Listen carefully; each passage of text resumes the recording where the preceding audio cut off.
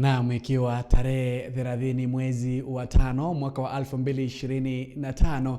Karibu katika taarifa za AGR News. Mimi ni Videlis Moshoge na leo tunaanza kutoka kaunti ya Kakamega, mahali ambapo wandani wa rais ambao wanaongozwa na Faruk Kibet ambaye ni msaidizi wa rais wamemshtumu aliyekuwa naibu rais Rigathi Gachagua kwa kile ambacho wanasema kwamba anaongoza siasa za ukabila huku wakiendelea kugawanya Wakenya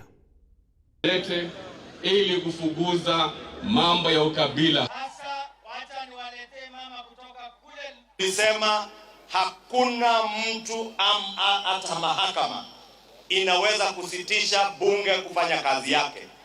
Kazi ya kupiga msasa watu ambao wameteuliwa kwa kazi za serikali ambazo zimewekwa kwa katiba kama commissioner za IEBC ni kazi ya bunge.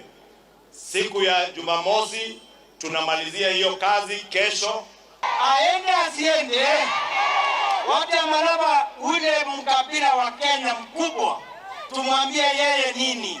Tumwambie ashindwe asishindwe? Mimi nataka kutuma Faruk aambie rais ya kwamba Kakamega is locked under broad-based government. Na siku chache baada ya Inspector General wa polisi kujitokeza na kusema kwamba mbunge wa Juja George Kaimbuli alishteka nyara, sasa waziri wa usalama wa ndani Kipchumba Murkomen amejitokeza na kukashifu mbunge huyo kwa kusema kwamba si vizuri na si picha nzuri kujiteka nyara. This matter has now escalated to a level where in the situation we have been handling this week, where a member of parliament is abducting himself. And this is serious because a member of parliament is a person who occupies a very high office. And this comes after we lost another member of parliament who was unfortunately shot, and the case is in court. So when a member of parliament participates in this very comical act of self-abduction, it generally creates despondency among the population. And it also lightens, it makes cheap and lighter a serious subject matter of abduction. Na tukimalizia ni kwamba Rais William Samoei Arap Ruto amesema kwamba kuna mazungumzo yanaendelea baina ya nchi tatu, Kenya, Uganda na Tanzania, kuhakikisha kwamba ziwa la Victoria linalindwa. Aliyazungumza haya akiwa katika kaunti ya Homa Bay wakati ambapo walikuwa wanaangazia masuala ya maji ama blue economy. To avoid this country arresting that country's people and the rest of what's going on at the moment. We need to come up with an agreement that these waters can be exploited generally. In the Indian Ocean, you've got Koreans, Japanese coming to fish in our waters here, and there's nothing we're doing about it. Why should Kenyan fishermen be harassed when they just cross the border?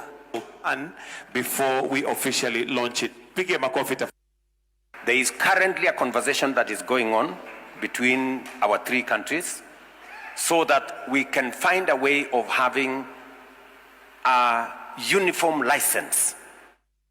Taarifa za biashara Ruth Nyanchama ameziandaa, atakupasha. Mimi ni Videlis Moshoge.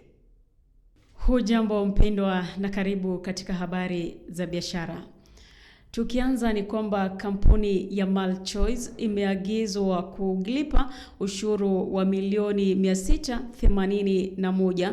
Hii ni baada ya mahakama kukubaliana na shirika la kukusanya ushuru hapa nchini Kenya kwamba lina haki la kukusanya ushuru huo na vile kuchukua adhabu nyingine inayohusikana na kampuni hiyo.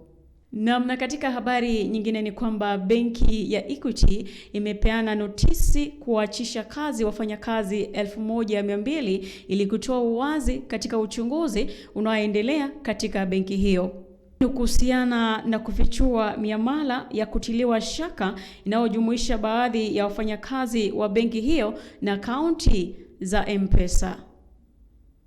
Tunapomalizia ni kwamba kampuni ya Twiga inatarajia kuachisha wafanyakazi ama baadhi ya wafanyakazi wake kazi. Hii ni baada ya kampuni hiyo kusitisha shughuli zake kwa miezi miwili. Imeenda muda kabla ya kampuni hiyo kuachisha wafanyakazi wake kazi, wakiachisha wafanyakazi wao wa mwisho katika mwaka wa 2023. Nikomee hapo kwa sasa. Jina langu ni Ruth Nyanchama.